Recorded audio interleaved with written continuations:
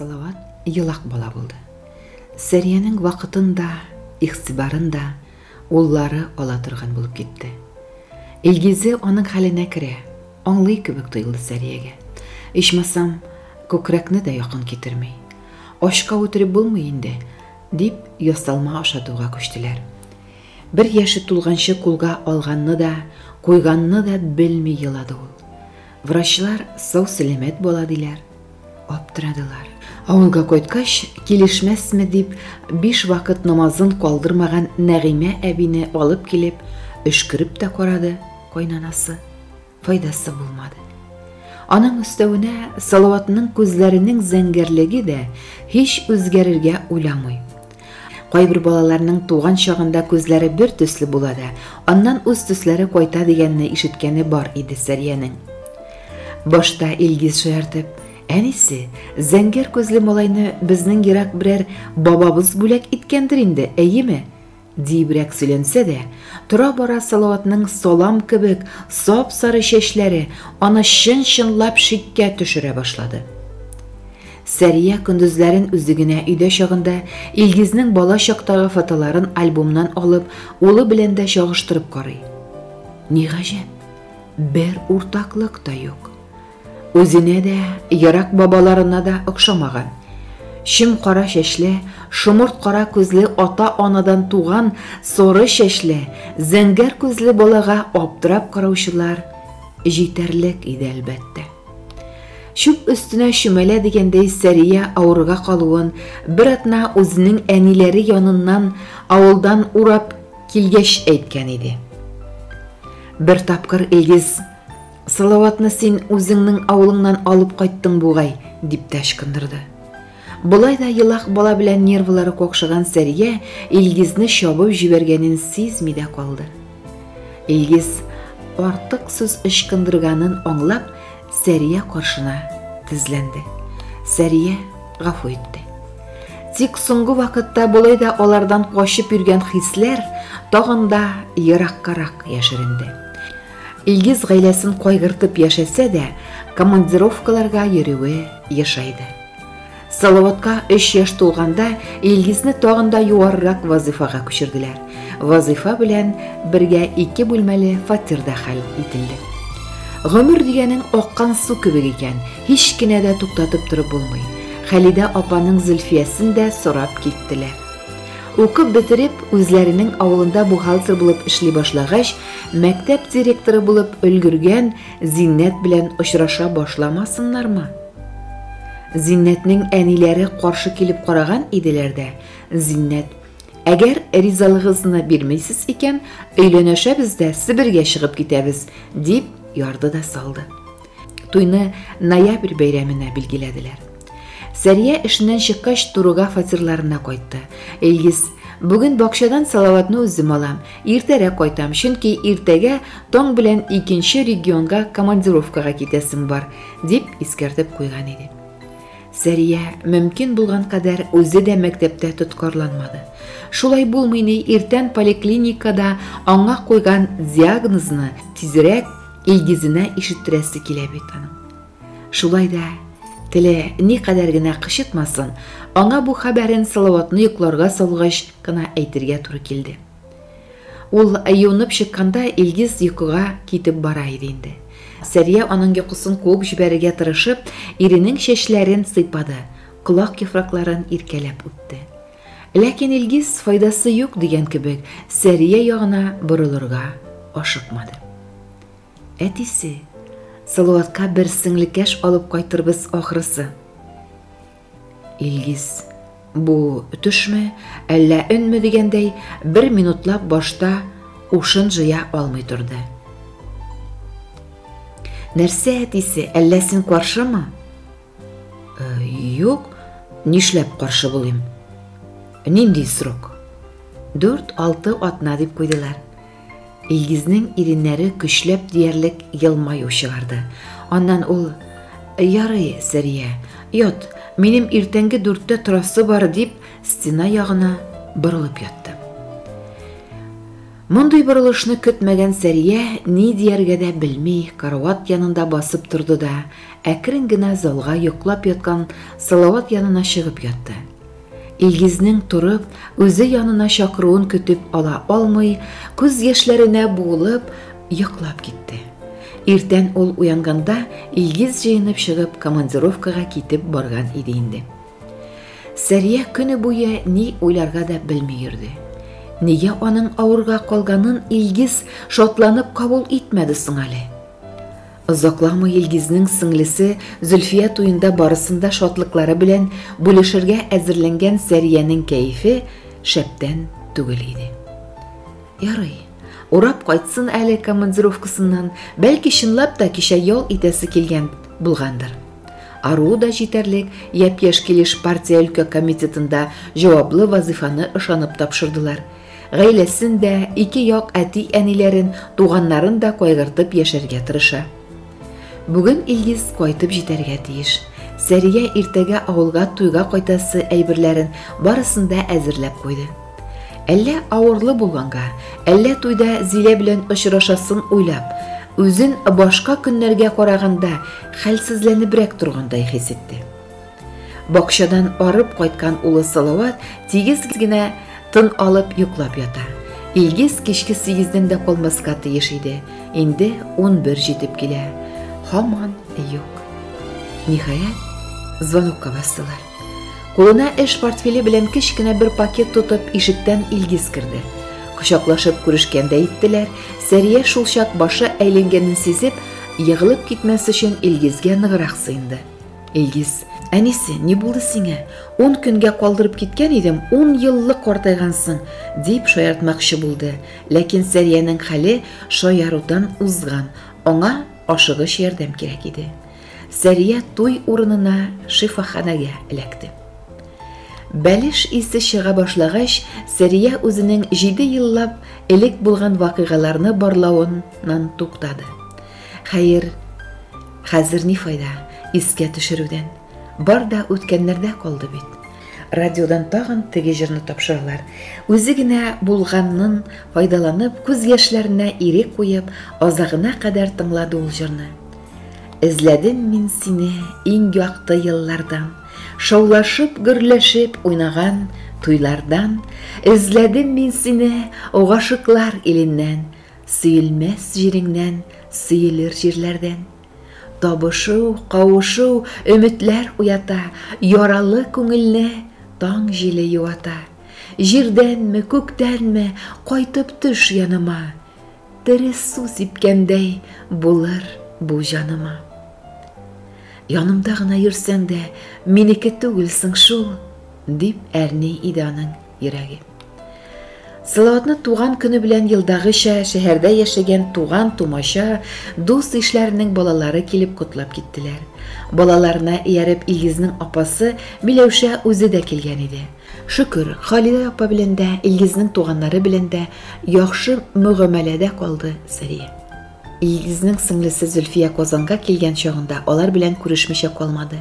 Зиннәт кенә 5 ел бергә укыган Сәрия белән очрашмаска тырышты. Кунакларны озатып, савыт-сабылар юып йөргән Сәриягә Салават та булышып йөри. «Әни, бер әйбер сорасам, ачуланмыйсыңмы?» «Нишләп ачуланыйм ди, рәхим ит улым. Минем энекәшем я сеңлекәшем булачакмы?» «Менә сиңәме? Ни дип әйтергә соң балага? Дөресенме, әллә татлы ялганга төреп бирергәме?» Сәриягә көн кебек ачык җавап. Салават өчен кара урман иде шул. Сәрия сәгатькә күз салып алды да: «Улым, хәзер вакыт соң инде. Иртәгә сиңа дәрескә, миңа эшкә. Әйдә бу турыда иртәгә мәктәптән кайткач сөйләшербез», дип Салаватка ятар вакыт җиткәнен аңлатты.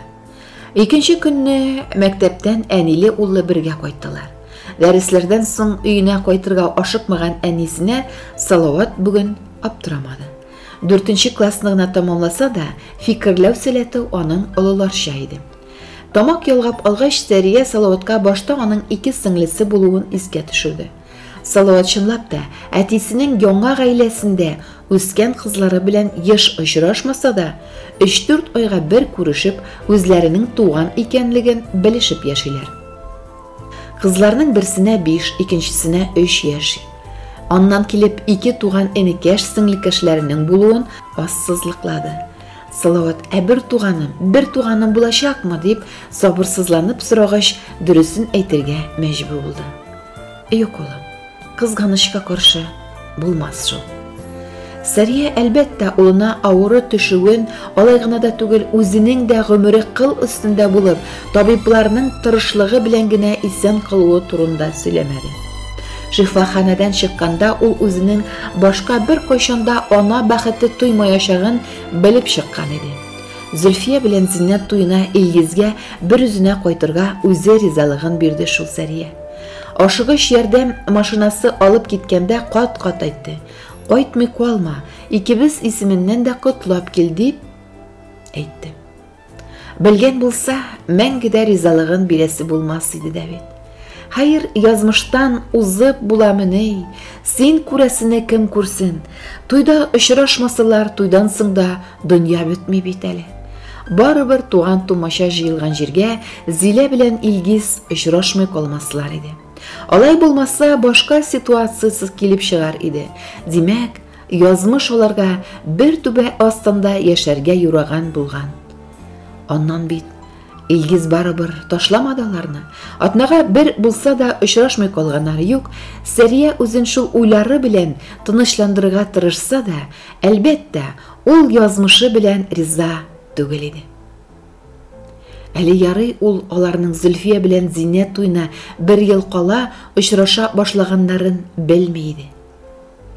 Белмәсен, кирәкми. Булай да сынаулар әз булмады аңа. Илгиз белән айрылган елны әти-әнисенең бер юлы фаҗигале рәвештә аварияда үлүләрен әйтәсеңме?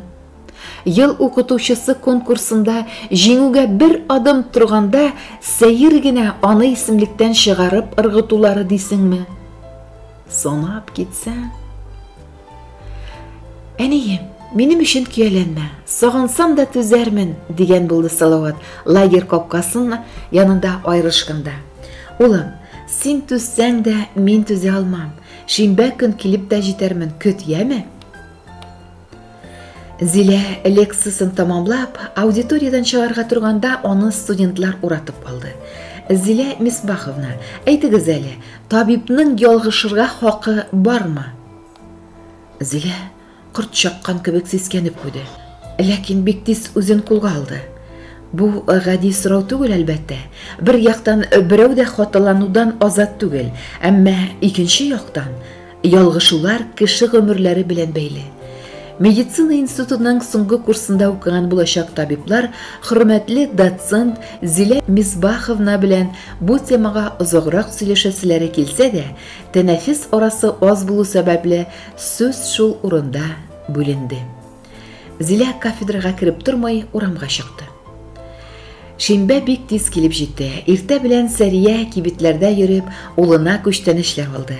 Илгиз сәгать 11-дән дә калмый килеп җитәрмен дип әйткән иде. Инде 12-нче ярты булып бара, һаман күренми. Берәй көтелмәгән эше килеп чыкты микән? Алай дисәң, шалтыратып әйткән булыр иде. Кибеттән кайткач, йорт телефонын да тикшереп алган иде, шалтыратучы булмаган. Сәрия нишлим икән, әллә автобус белән генә барыргамы, ил чиге түгел, барып җитәрмен әле, дип киенә башлады. Шул вакыт телефон шалтырады. Сәрия залга үтеп, тиз генә трубканы алды. Сәрия, бу мин, Илгиз. Бүген Салават янына бар булмас. Зилә үзен начар хис итә. Әгәр хәле яхшырса, бәлки, иртәгә чамаларбыз.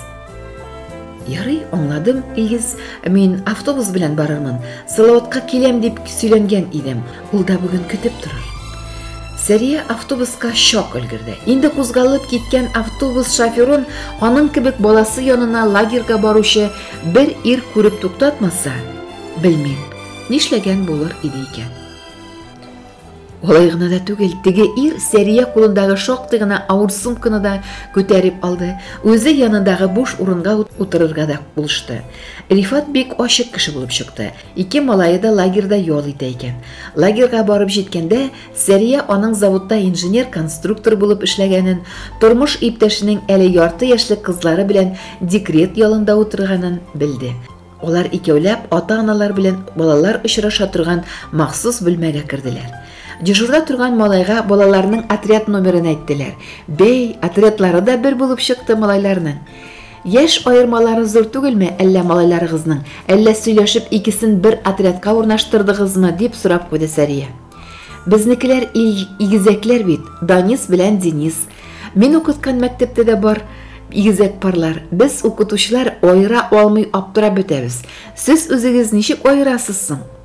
Безнекеләрнең бер мәшәкате дә юк. Ягъни близнецы түгел, двойняшкалар. Данис минем кебек шым-кара, Денис суйганда каплаган әнисе. Тәрәзәдән лагерь ихатасы күренеп тора. Әнә якында гына бер төркем малайлар туп тибәләр. Сәрия белән Рифат тәрәзәгә якынрак килеп, балаларның футбол уйнаганын карый башладылар. Бәй, минем малайлар туп тибәләр икән бит, диде Рифат танып кына. Әнә сары футболкадагылар. Сәрия сары футболкадагы малайларны эзләп тапты. Тукта, малайларның берсе Салават бит. Тик нинди сары футболка киеп алган ул? Аның сары футболкасы юк иде бит. Рифат, бер сары футболкалысы минем улым, Салават. Сез ялгыш күрәсез бугай. Ул арада Салават килеп керде. Тәрәзә аша карап торган әнисен килеп кочаклап алды. Рифат та аларга табан бурылды. Сәрия, гафу итегез, минем күземә күренгән бугай. Тегендә сезнең малайлар туп тибәләр булып чыкты. Менә минем улым Салават. Ләкин Рифат бу минутта Сәрияне бөтенләй ишетмичә, күзләрен зур ачып Салаватка караган килеш катып калган иде. Салават балаларча түземсезлек белән бер атна эчендә йөрткән аңалыгын әнисе белән бүлешергә кереште. Әни, лагерьдә миңа бер тамчы су кебек охшаган малай бар. Исеме Денис. Безне бөтен кеше бутый, хатта вожатыйларда. Без бер-беребезгә брат дип кенә эндәшәбез хәзер. Бей, менә үзе дә килеп җиткән. Әни, менә ул минем брат Денис, дип Рифатка якынлашкан сары футболкалы малайларның берсен кочаклап алды. Ләкин Сәриянең күзләре бу минутта Дениска түгел, малайларның икенчесенә, Даниска төбәлгән иде. Каршында Илгизнең мәктәп елларында төшкән фотосурәте белән бер тамчы су кебек охшаган малайны күргәч, Сәрия аяклары камырлануын тоеп, стенага сөялде. Күзләрен ачып җибәргәндә ул бер якты бүлмәдә караватта ята иде. Янында яшь кенә ак халатлы Шәфкать туташы басып тора. Кайда мин? Нәрсә булды? Борчылмагыз, сез лагерь медпунктында. Аңыгызны югалткач, сезгә беренче ярдәм күрсәтеп, кертеп яткырдык. Үзегезне ничек хис итәсез? Әллә үзем дә аңламыйм әле. Улым кайда? Улыгыз отрядта. Сез бераз хәл алгач чакыртырбыз. Сәрия, ни булды соң әле бу дип, ярты сәгать элек кенә булган вакыйгаларны искә төшерергә тырышты. Менә аның каршына Илгизгә охшаган малай басып тора. Ничә еллар буе улы Салаваттан эзләгән төсмерләрне бу малай ничек үзенә туплаган? Бала тудыру йортында алышынмадымы? Дигән сорауны ничә еллар үз-үзенә бирегә курыккан Сәриягә әзер җавап каршында басып торган кебек булды. Салаватның әни дип өзгәләнеп кычкыруын ул ерактан, караңгылыкка чума башлаган җиреннән генә ишетеп калды. Шәфкать туташы Сәриянең кан басымын үлчәде. Нормага кайтканын белгәч, Салаватны чакырып китерделәр. Аңардан сорап та тормый, атылып чыккан күз яшьләрен тыярга тырышып, Салават әнисенең кочагына сыенды. Куркытты бит аны әнисе. Аның мондый чагын бер дә күргәне булмады бит әлегә көнгә кадәр. Сәрия улының уйларын укыгандай: "Улым, бар да яхшы, бар да әйбәт.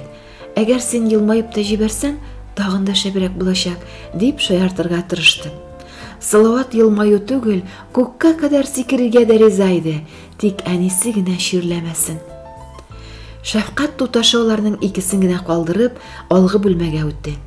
Сәрия алар икесе генә калгач Салаваттан: "Улым, баягы сары футболкадагы малайларның әтиләре кайтып китте микән?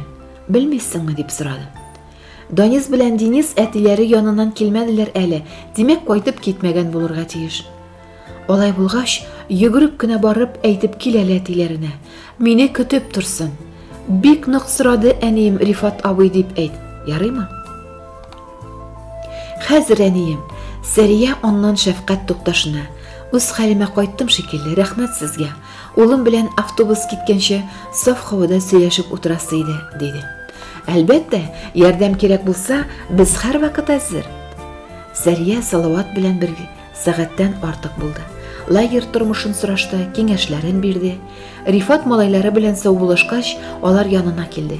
Салаватны тагын баштаны күзеннән кичергәч, бер тамчы су кебек Дениска охшаган дип, беренче тапкыр күргәч, туган уйларын тагын бер тапкыр раслап куйды.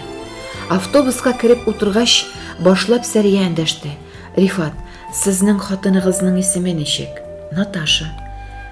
Наташа исемен ишетәчәгенә инанган Сәрия сулкылдап елап җибәрде. Рифат ни эшләргә белми аптырап калды.